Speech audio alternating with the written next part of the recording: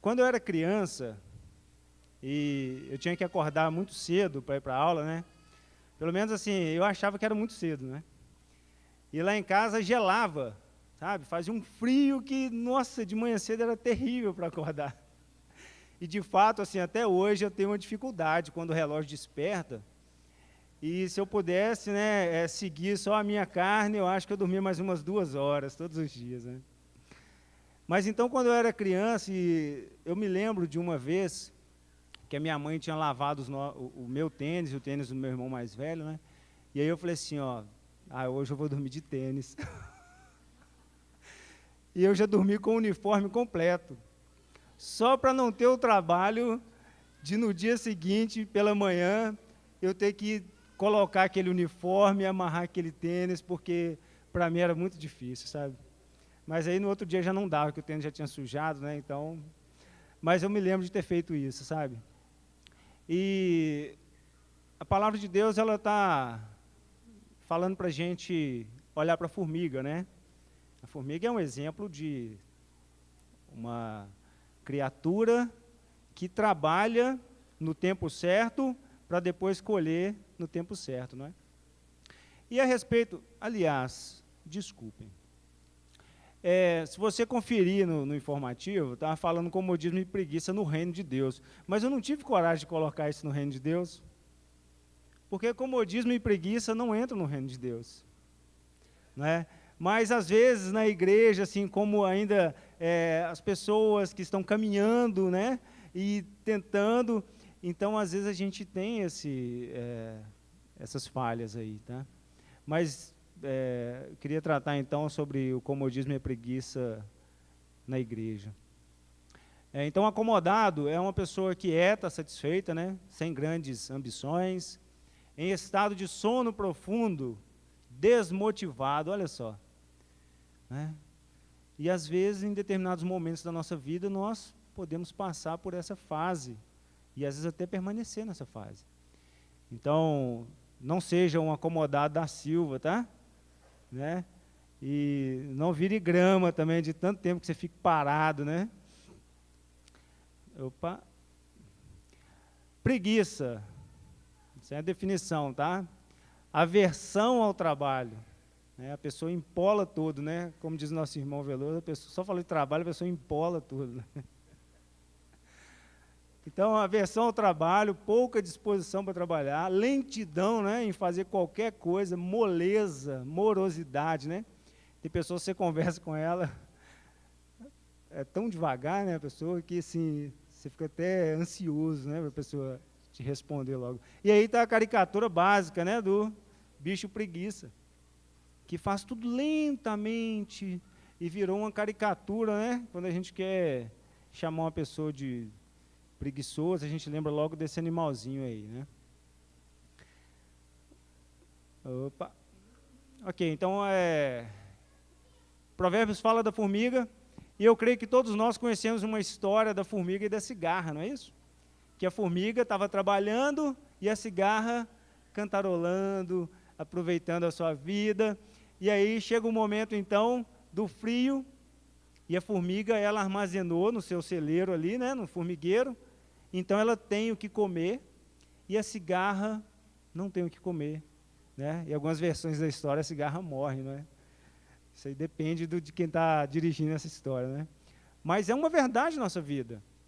Maurício pregou aqui há pouco tempo atrás, né, a respeito do conselho que ele recebeu de comprar um terreno ou comprar uma bicicleta. Não, ele comprou bicicleta, né? Eu estava até rindo com ele hoje, porque nós precisamos fazer escolhas. Né? E a palavra de Deus nos orienta a ter com a formiga, a ser diligente, a fazer o que precisa ser feito. E observa que não é fazer o que a gente gostaria de fazer naquele momento, às vezes. Às vezes significa a gente matar a carne e fazer o que realmente precisa ser feito. Então, Eclesiastes 10, 18 diz assim, olha, por muita preguiça se enfraquece o teto, e pela frouxidão das mãos a casa goteja. Então tem gente que cansa até de ter preguiça, né? Cansa de ficar cansado. E a gente precisa reagir, precisamos ter bom ânimo, né? Assim que a palavra diz, não é?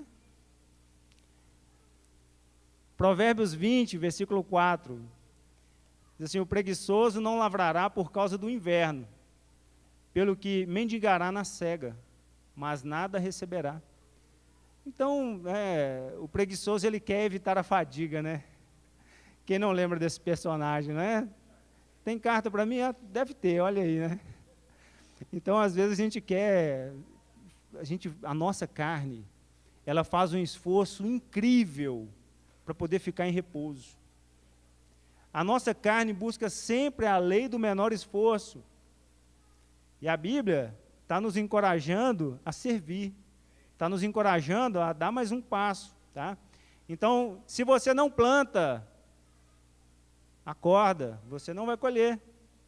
Jovem, se você não estuda e não dedica, você vai mal. Se você não se prepara agora, qual emprego você vai querer ter no futuro? É preciso investir tempo, é preciso acordar cedo, é preciso suar a camisa. Eu ouvi uma vez que na vida nós precisamos de 1% de inspiração e 99% de transpiração. Precisa batalhar, precisa correr contra o tempo. Opa! Essa minha foto não apareceu. Tem uma foto aí? Tem não? Ah, então deixa. Então, era uma caricatura tipo de um mineiro, sabe? Pode deixar, irmão, vou tentar descrever. E ele falava assim, olha, eu falo assim, agora eu vou falar um ditado para vocês, né? Hoje não fui trabalhar por motivo de luto. Vocês não sabem o quanto eu luto com a preguiça de manhã cedo, né? Então é mais ou menos assim. Olha só, o preguiçoso, ele arruma desculpa para tudo, né? Olha esse caso aí que está das Escrituras. O preguiçoso, ele diz que um leão está lá fora, serei morto no meio das ruas. Então ele não quer nem sair.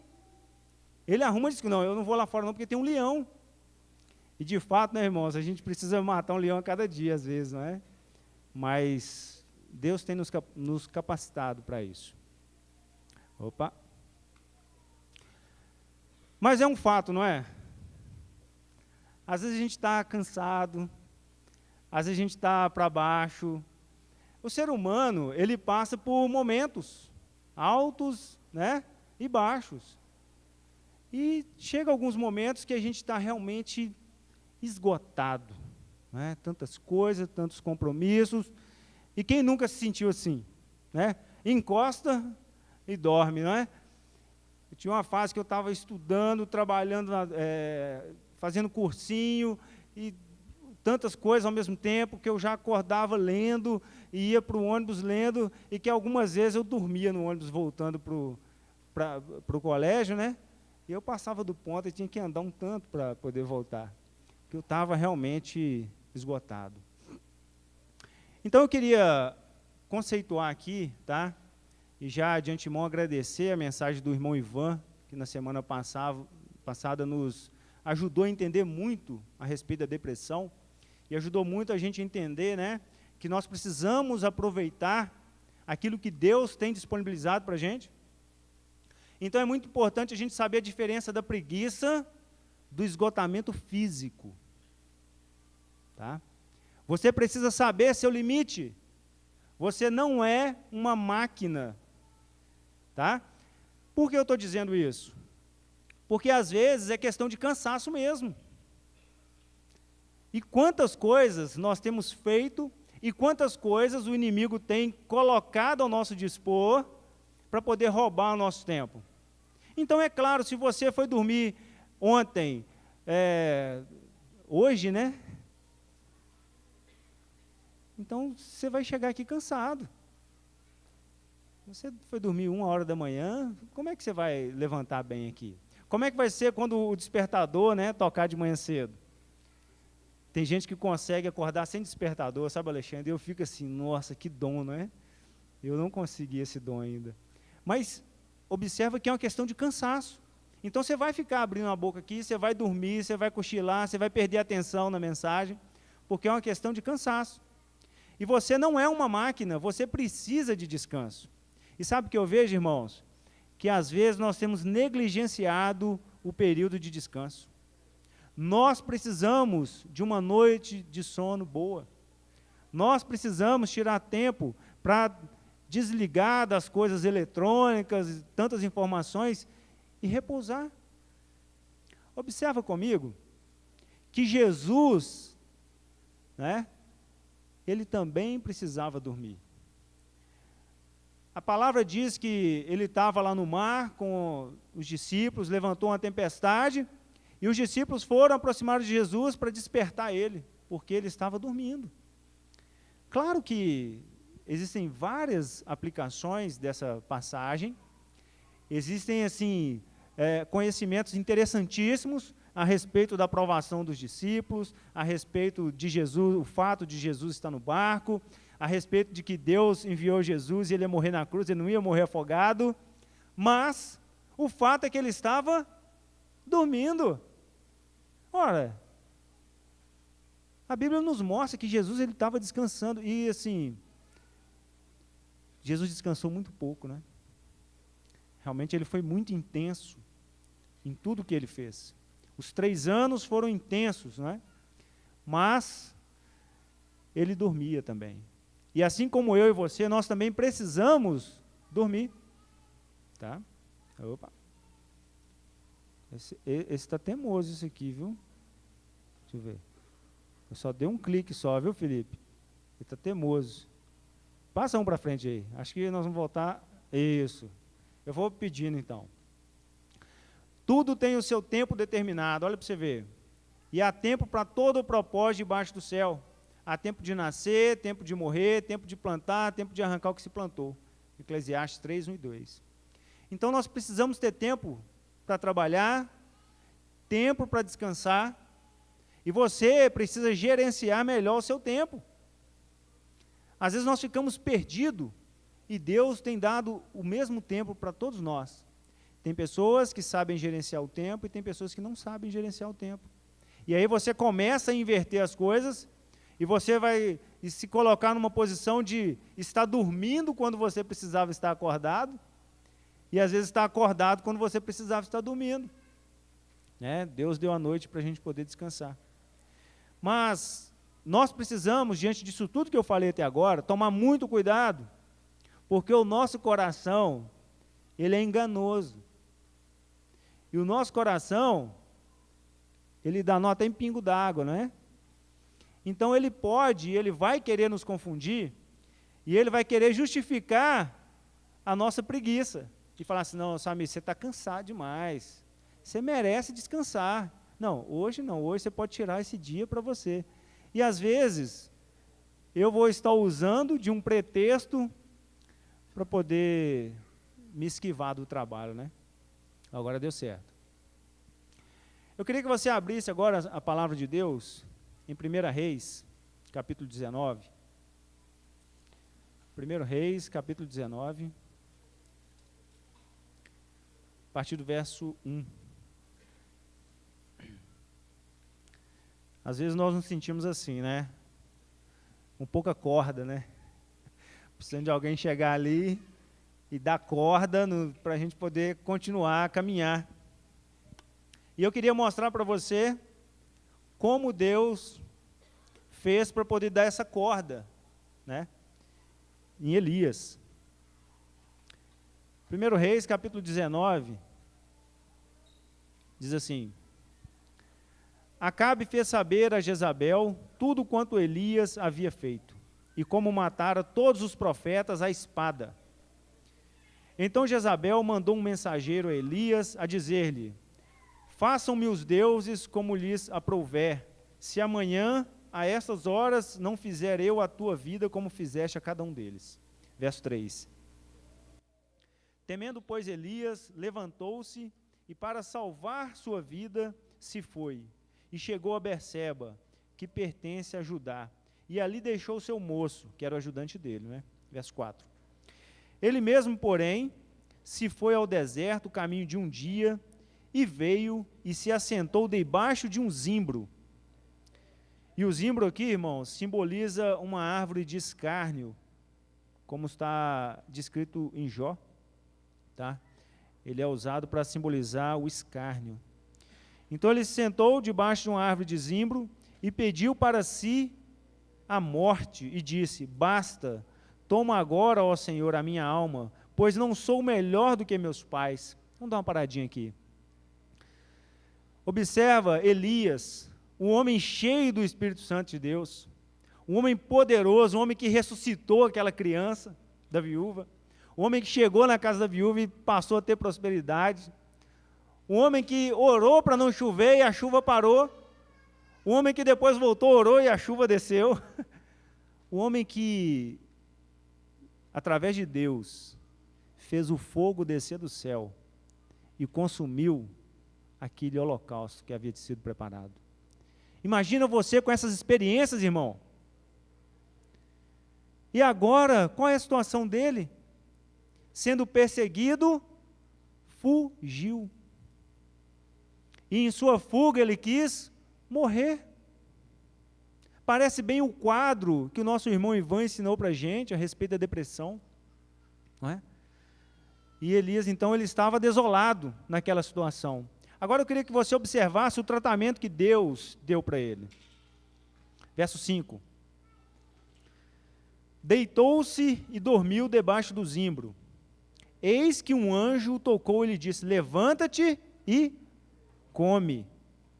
Olhou ele e viu junto à cabeceira um pão cozido, sobre pedras, em brasa, e uma botija de água. Comeu, bebeu e tornou a dormir.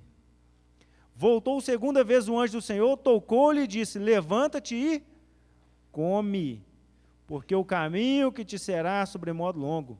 Levantou-se, pois, comeu e bebeu, e com a força daquela comida, caminhou 40 dias e 40 noites, até Horebe, o monte de Deus. Irmãos, você precisa se alimentar. Você precisa se alimentar bem. Você precisa dormir. Você precisa dormir bem. São necessidades fisiológicas que, se você negligenciar, você vai ficar no meio do caminho. Observa como você tem tratado isso em sua vida. Observa se você tem realmente conseguido descansar, ou se no seu período de descanso, você tem entrado em lazeres que consomem mais ainda a sua energia. Com esse tratamento, então, Elias conseguiu chegar ao monte de Deus. Então, você precisa recarregar suas forças ao longo dessa jornada que é longa, para você conseguir chegar na presença de Deus. Passa para mim, irmão, por favor. Então, eu gostaria de tratar aqui rapidamente 6 pontos, tá? A respeito do nosso desânimo e como nós podemos fazer para superar isso. E o primeiro ponto aqui, olha, o cansaço físico e mental, né, o qual eu já falei a respeito. Se você está com cansaço físico e mental, às vezes você não consegue nem memorizar, às vezes você não consegue lembrar de muita coisa, significa que sua mente está esgotada. Então precisa descansar, precisa dormir, precisa comer, tá? É algo que o seu corpo necessita. Segundo ponto, quando nós miramos nas pessoas, nós precisamos olhar para Cristo, sabe por quê? Porque Cristo, Ele não falha. Mas quando você olha para a pessoa falha. E quando você vê uma pessoa que você admira falhar, a tendência é que você desanime. Então, irmãos, irmãs, visitantes, não deixe nenhuma pessoa atrapalhar o seu relacionamento com Deus. O seu relacionamento tem que ser direto com Ele, através de Jesus Cristo. Não mire em mim, não mire nos pastores, não mire em nenhum outro homem que há na face da terra, porque todos nós somos homens que habitamos num corpo corruptível, sujeito a inúmeras falhas. Mas mire a Jesus Cristo, e aí você não vai ficar desanimado, porque Jesus sempre te encoraja. Terceiro ponto, quando nós agimos por motivação errada. Presta atenção, irmãos. Eu estou falando que se você cometer um desses pontos, você vai ficar desmotivado. E a chance de você ficar pelo caminho é muito grande. E isso é um risco muito grande. Então, quando você age por motivação errada, exemplo, não, eu estou aqui porque eu quero ser visto. Olha só. Não, eu quero ter a consideração dos meus irmãos. Eu busco ser visto e notado pelas pessoas. E aí, isso é questão de tempo para o fracasso. Agora, quando você trabalha buscando o reconhecimento do Pai, e o Pai diz que nele o nosso trabalho não é em vão, então você sempre vai ser motivado. Independente das pessoas, porque se eu busco o reconhecimento das pessoas, e as pessoas falam assim, não, Samir, essa mensagem sua hoje não serviu para mim, foi muito ruim. E aí, então, o que eu vou fazer? Vou ficar desanimado. Mas quando eu sei que eu estou agradando a Deus, porque eu estou cumprindo a palavra dEle, independente do que as pessoas estão me falando, mas quando o meu canal é direto com o Pai, então eu vou motivado. E eu consigo executar. Tem uns que pregam por dinheiro, a palavra diz isso também, motivação errada. E tantas outras motivações que a gente poderia falar errada. Tá? Mas a nossa motivação tem que ser agradar o Pai. Pode passar, por gentileza, irmão.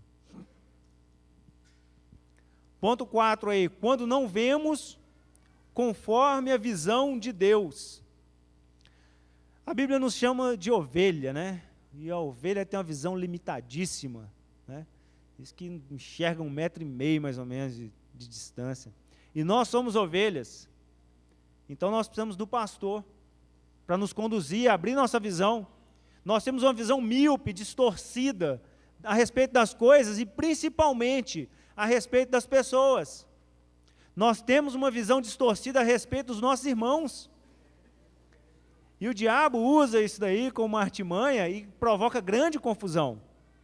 E a nossa carne também, que é facilmente iludida, provoca grande confusão. Mas quando você consegue enxergar com o olhar de Deus, você vai entender que às vezes o irmão fraco que te agride, ele é o mais necessitado do seu amor. Né? Imagina Jesus olhando para uma pessoa que está querendo agredir ele, como que ele olharia? Precisa de mim, né? Precisa do meu sangue, Jesus diria isso. E às vezes nós achamos que a pessoa está nos confrontando, e aí eu não posso deixar barato, e aí, através dessa visão distorcida, a gente acaba arrumando confusão. Ponto 5. Quando achamos que tudo é responsabilidade nossa, isso aí já é um outro extremo, não é? Não, tudo é culpa minha. Eu precisava ter controlado isso. Não, eu tenho que controlar todas as coisas. Irmãos, vamos ser simples. Vamos fazer aquilo que a gente consegue fazer. Será que a gente pode fazer esse compromisso com Deus? Pai, eu quero fazer exatamente aquilo que o Senhor permite que eu faça, exatamente aquilo que eu consigo fazer. Eu tenho certeza que muitos aqui agora vão tirar um peso muito grande, de sair por aquela porta e falar assim, pronto, eu não preciso fazer aquilo que eu não consigo. Porque nós não precisamos fazer aquilo que a gente não consegue. E às vezes a gente soma uma carga, e traz uma carga tão pesada, que aí no meio do caminho a gente desiste. Porque, fala assim, não, mas servir a Deus é difícil demais. E não é, irmãos. Deus está capacitando você para fazer o que você pode fazer. Simples assim. Faça o que você pode. O mundo pode estar desmoronando, mas não é responsabilidade sua. Entende isso, irmãos? E o ponto 6, quando nós não pedimos ajuda. Não, eu tenho que me manter aqui, né? Eu sou um pregador nessa congregação, então eu não posso pedir ajuda para ninguém. Mentira! Todos nós precisamos de ajuda. Os pastores precisam de oração. Eu preciso de oração. Você precisa de oração. Você vai precisar de ajuda. Então, sabe o que você faz? Você seja humilde. Reconheça que você é limitado. Reconheça que Deus colocou irmãos experientes do seu lado, que podem ajudar você. E aí sabe o que você faz? Ô, irmão, me ajuda nessa área da minha vida, porque eu já tentei aqui e não está dando certo. Irmão, eu estou com um evento para fazer, então me ajuda nisso daqui, nisso daqui, nisso daqui. Porque eu sozinho não consigo. E não consegue mesmo. Nós somos um corpo. O corpo tem que trabalhar em conjunto. Por favor, irmão. E aqui vamos olhar aqui então os exemplos do Mestre Jesus. Abra lá em João, agora a gente vai finalizar com João. João capítulo 4.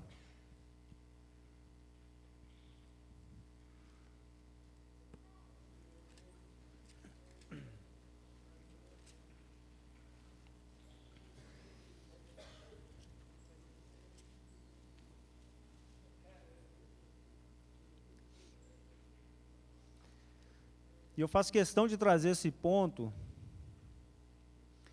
que a princípio parece que é uma certa incoerência, mas eu gostaria de discorrer sobre ele primeiro, para a gente tirar a conclusão correta.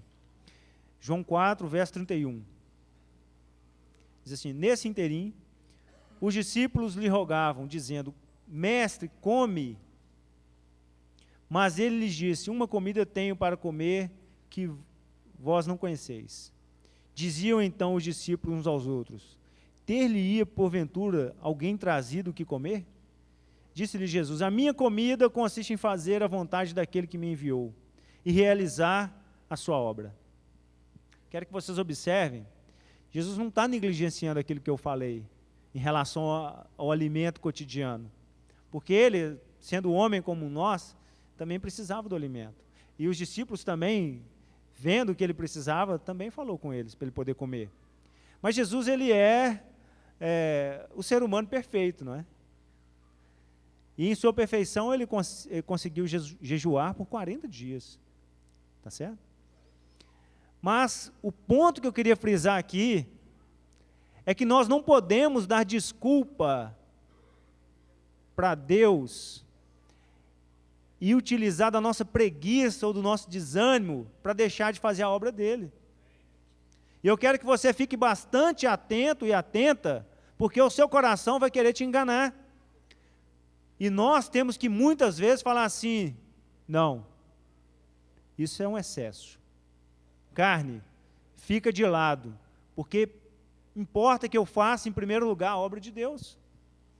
Porque se você também for esperar que tudo esteja perfeito, lindo e maravilhoso para você fazer alguma coisa no reino, meu irmão, minha irmã, pode desistir, que vai ser no meio da turbulência, vai ser no meio da dificuldade, vai ser no meio da provação, vai ser às vezes no meio da falta, da necessidade. Tá? João 9, versículo 1.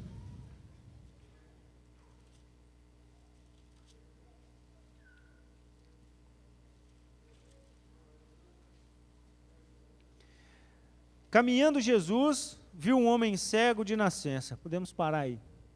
O que eu quero que você observe? Jesus estava caminhando. Observa na palavra de Deus, Jesus estava sempre indo em uma direção.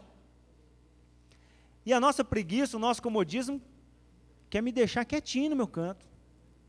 Não quero me envolver, eu quero ficar aqui escondidinho, passar desapercebido. Mas, irmãos, na igreja não há lugar para pessoas que querem se esconder. Jesus tem nos chamado para a obra que você consegue, tá? E toma cuidado quando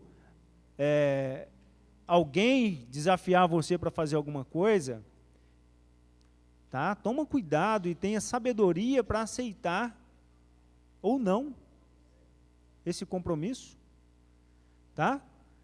Porque a gente também precisa ter essa condição de falar: não, isso daí eu não consigo fazer. Não, isso daí eu não estou preparado para fazer. Mas você tem que ser justo com você mesmo. E só é Deus para sondar os corações nessa hora, né? Não tem jeito. Vocês estão entendendo o que eu estou falando, irmãos? E Jesus estava caminhando. Então, é uma ação que vai ao encontro da necessidade. Não é você ficar parado esperando. Então, se você sabe que há algo para fazer, vá, caminhe, faça. É um verbo. E em João 11, versículos 6 e 7,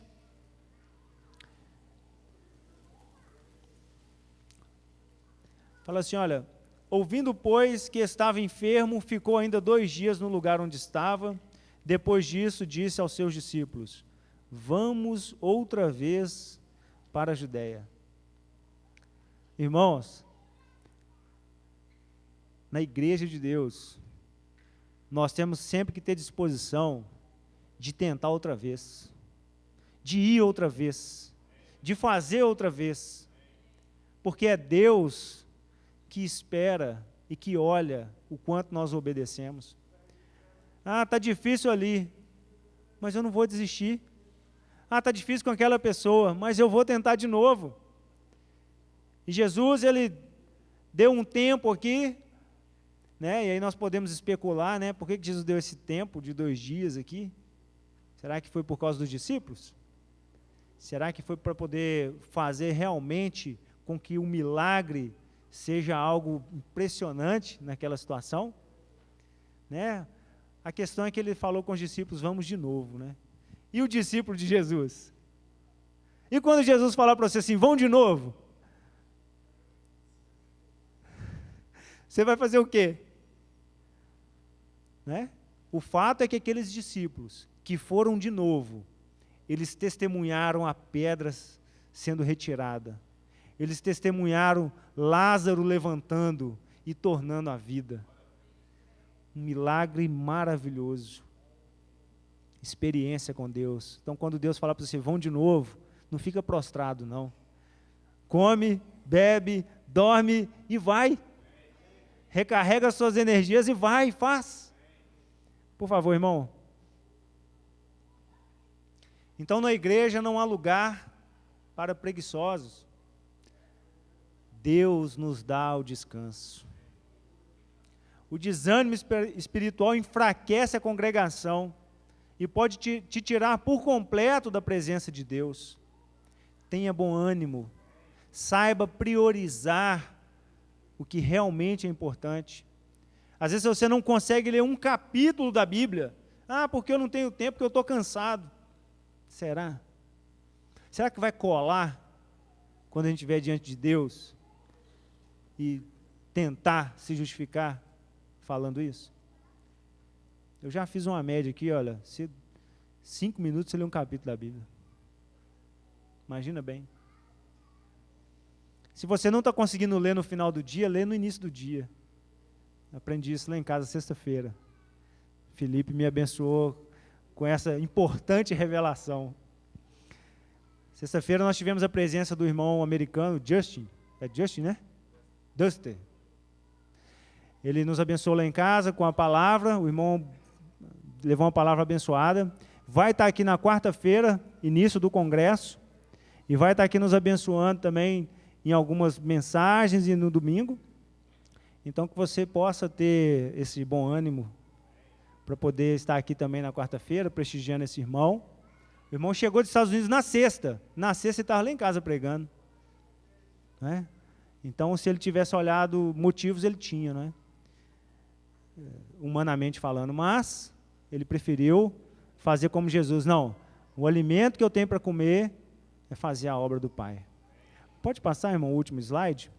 Eu gostaria de encerrar aqui e dizer para vocês, irmãos, que se vocês, né, precisam, assim como eu, de muita coragem para levantar da cama de manhã cedo, né, precisa esmurrar a carne para poder conseguir vencer mais um dia de trabalho, sabe?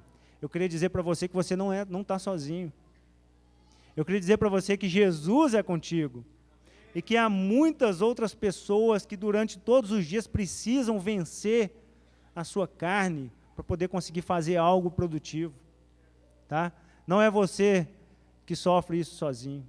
Se você gostaria de receber uma oração agora, pedindo a Deus que te dê sabedoria para administrar o tempo, pedindo a Deus que te desse coragem para falar assim, Senhor, me usa naquilo que eu posso fazer. Então, que você possa vir aqui à frente, os pastores da congregação estarão aqui para orar por vocês.